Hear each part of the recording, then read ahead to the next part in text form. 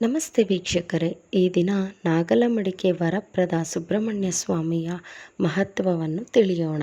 ತುಮಕೂರು ಜಿಲ್ಲೆ ಪಾವಗಡಕ್ಕೆ ಕೇವಲ 15 ಕಿಲೋಮೀಟರ್ ದೂರದಲ್ಲಿರುವ ನಾಗಲಮಡಿಕೆ ಸುಪ್ರಸಿದ್ಧ ಸುಬ್ರಹ್ಮಣ್ಯ ಕ್ಷೇತ್ರ. ಕರ್ನಾಟಕದಲ್ಲಿರುವ ಪ್ರಮುಖ 3 ಸುಬ್ರಹ್ಮಣ್ಯ ಕ್ಷೇತ್ರಗಳ ಪೈಕಿ ನಾಗಲಮಡಿಕೆಯ ಈ ದೇವಾಲಯವು ಒಂದು. ನಮ್ಮ ಹಿರಿಯರು ದಕ್ಷಿಣ ಕನ್ನಡದ ಕುಕ್ಕೆ ಸುಬ್ರಹ್ಮಣ್ಯವನ್ನು ಆದಿ ಸುಬ್ರಹ್ಮಣ್ಯ ಎಂದು, ದೊಡ್ಡಬಳ್ಳಾಪುರ ಬಳಿ ಇರುವ ಘಾಟಿ ಸುಬ್ರಹ್ಮಣ್ಯಕ್ಕೆ ಮಧ್ಯ ಸುಬ್ರಹ್ಮಣ್ಯ ಎಂದು ಮತ್ತು ನಾಗಲಮಡಿಕೆ ಸುಬ್ರಹ್ಮಣ್ಯಕ್ಕೆ ಅಂತ್ಯ ಸುಬ್ರಹ್ಮಣ್ಯ ಎಂದು ಕರೆದಿದ್ದಾರೆ. ಉತ್ತರ ಪಿನಾಕಿನಿ ನದಿಯ ದಂಡೆಯಲ್ಲಿ ಸುಬ್ರಹ್ಮಣ್ಯ ದೇವಾಲಯವಿದೆ. ಈ ದೇವಾಲಯ ನಿರ್ಮಾಣದ ಹಿಂದೆ ಒಂದು ಕಥೆ ಇದೆ. ಹಿಂದೆ ಅಗ್ರಹಾರವಾಗಿದ್ದ ನಾಗಲಮಡಿಕೆಯಲ್ಲಿ ಅನ್ನಂಭಟ್ಟರೆಂಬ ಋತ್ವಿಕರು ವಾಸವಾಗಿದ್ದರು. ಅವರ ಮನೆ ದೇವರು ಶ್ರೀ ಕುಕ್ಕೆ ಸುಬ್ರಹ್ಮಣ್ಯ. ಹೀಗಾಗಿ ಪ್ರತಿ ವರ್ಷ ಅವರು ಕುಕ್ಕೆ ರಥೋತ್ಸವಕ್ಕೆ ಹೋಗುತ್ತಿದ್ದರು. ಕೆಲವು ವರ್ಷಗಳ ಬಳಿಕ ವಯೋವೃದ್ಧರಾದ ಅನ್ನಂಭಟ್ಟರು ಕುಕ್ಕೆಗೆ ಹೊರಟರಾದರೂ ರಥ ಎಳೆಯುವ ವೇಳೆಗೆ ಕುಕ್ಕೆ ತಲುಪಲು ಸಾಧ್ಯವಾಗದೆ ನೊಂದರು. ಸುಬ್ರಹ್ಮಣ್ಯನಿಗೆ ನನ್ನ ಸೇವೆ ಬೇಡವಾಗಿತ್ತೆ ಎಂದು ಮರುಗಿದರು. ಭಕ್ತನ ಮೊರೆ ಕೇಳಿದ ಸುಬ್ರಹ್ಮಣ್ಯ ಇದ್ದ ಕುಕ್ಕೆಯಲ್ಲಿ ಎಷ್ಟೇ ರಥ ಎಳೆದರೂ ರಥ ಚಲಿಸದಂತೆ ಮಾಡಿದ. ಒಟ್ಟು ರೂಪದಲ್ಲಿ ಕಾಣಿಸಿಕೊಂಡು ಭಕ್ತ ಶ್ರೇಷ್ಠರೊಬ್ಬರು ಬರುತ್ತಿದ್ದಾರೆ, ಅವರು ಬಂದು ಹಗ್ಗ ಹಿಡಿಯುವ ತನಕ ರಥ ಚಲಿಸದು ಎಂದರಂತೆ. ಅನ್ನಂಭಟ್ಟರು ಬಂದು ಹಗ್ಗ ಹಿಡಿಯುತ್ತಿದ್ದಂತೆ ರಥ ಚಲಿಸಿತು. ಆಗ ಅದೇ ಒಟ್ಟು ರೂಪಿ ಸುಬ್ರಹ್ಮಣ್ಯ, ನಿಮಗೆ ವಯಸ್ಸಾಗಿದೆ, ಇನ್ನು ಮುಂದೆ ನೀವು ಇಲ್ಲಿಗೆ ಬರುವುದು ಬೇಡ ಎಂದರು. ನೀವಿರುವಲ್ಲಿಗೆ ನಾನೇ ಬರುತ್ತೇನೆ, ಅಲ್ಲೇ ರಥೋತ್ಸವ ಮಾಡಿ ಎಂದು ಅಪ್ಪಣೆ ಕೊಡಿಸಿದರಂತೆ. ಜೊತೆಗೆ ಕುಕ್ಕೆ ದೇವಾಲಯದಲ್ಲಿದ್ದ ನಾಗಾಭರಣವನ್ನು ಸಹ ಕೊಡಿಸಿದರಂತೆ. ಊರಿಗೆ ಬಂದ ಅನ್ನಂಭಟ್ಟರು ಉತ್ತರ ಪಿನಾಕಿನಿ ತೀರದಲ್ಲಿ ಉಳುಮೆ ಮಾಡಿಸುತ್ತಿದ್ದಾಗ ನೇಗಿಲು ಅಲ್ಲೇ ನಿಂತಿತಂತೆ. ಆಗ ಅಗೆದು ನೋಡಿದಾಗ ಅಲ್ಲಿ ನಾಗರ ಕಲ್ಲು ಸಿಕ್ಕಿತು. ಅನ್ನಂಭಟ್ಟರು ಆ ಕಲ್ಲನ್ನೇ ಸುಬ್ರಹ್ಮಣ್ಯ ಎಂದು ಪ್ರತಿಷ್ಠಾಪಿಸಿದರಂತೆ. ತೆಲುಗಿನಲ್ಲಿ ಮಡಕ ಎಂದರೆ ನೇಗಿಲು. ನೇಗಿಲಿಗೆ ನಾಗರ ಕಲ್ಲು ಸಿಕ್ಕ ಕಾರಣ ಈ ಊರಿಗೆ ನಾಗಲಮಡಿಕೆ ಎಂಬ ಹೆಸರು ಬಂದಿದೆ.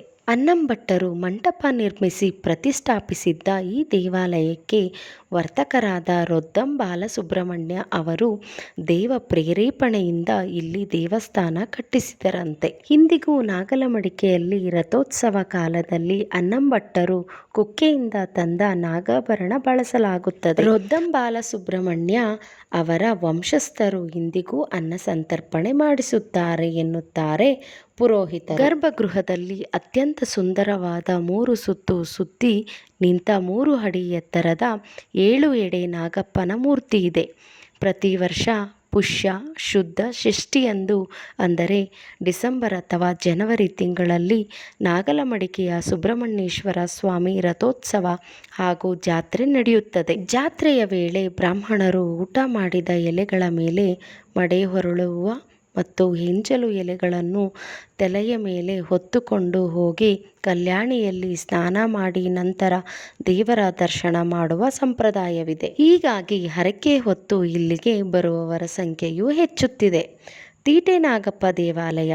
ನಾಗಲಮಡಿಕೆಯಲ್ಲಿ ಎತ್ತರದ ಕಲ್ಲು ಬಂಡೆಯ ಮೇಲೆ 7 ಎಡೆಯ ನಾಗರನಂತೆಯೇ ಇರುವ ಬಂಡೆಯೊಂದಿದೆ. ಇದನ್ನು ಉದ್ಭವನಾಗ ಎಂದು ತೀಟೆನಾಗಪ್ಪ ಎಂದು ಕರೆಯುತ್ತಾರೆ. ತೀಟೆ ಎಂದರೆ ಗಂಧೆ, ಚರ್ಮವ್ಯಾಧಿ ಎಂದರ್ಥ. ಚರ್ಮ ರೋಗಿಗಳು ಪೂಜೆ ಸಲ್ಲಿಸಿದರೆ ರೋಗವಾಸಿಯಾಗುತ್ತದೆ ಎಂಬ ನಂಬಿಕೆ ಇದೆ. ಮಕ್ಕಳಿಗೆ ಕಿವಿ ಸೋರುತ್ತಿದ್ದರೆ, ಮೈಮೇಲೆ ಗಂಧೆ ಬೊಕ್ಕೆಗಳಾದರೆ ಇಲ್ಲಿ ಎಂಜಲು ಎಲೆ ತೆಗೆಯುವ ಹರಕೆ ಹೊರುತ್ತಾರೆ. ಪ್ರತಿನಿತ್ಯ ಇಲ್ಲಿಗೆ ನೂರಾರು ಭಕ್ತರು ಬರುತ್ತಾರೆ. ಮಕ್ಕಳಾಗದಿರುವವರು ಇಲ್ಲಿ ಬಂದು ಹರಕೆ ಹೊರುತ್ತಾರೆ.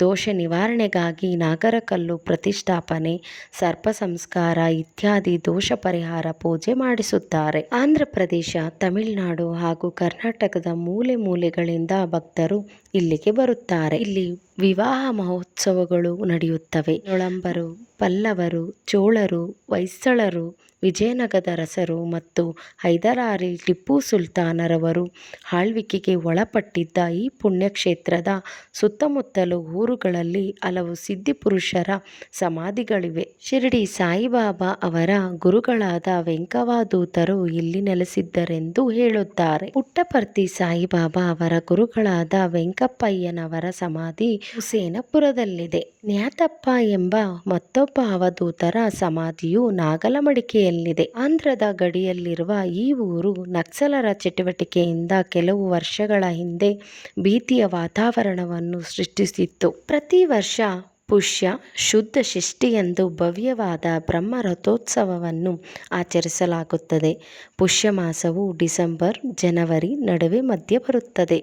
ಷಷ್ಠಿಯು ಚಂದ್ರನ 14 ದಿನಗಳ ಹಂತದ 6ನೇ ದಿನವಾಗಿದೆ.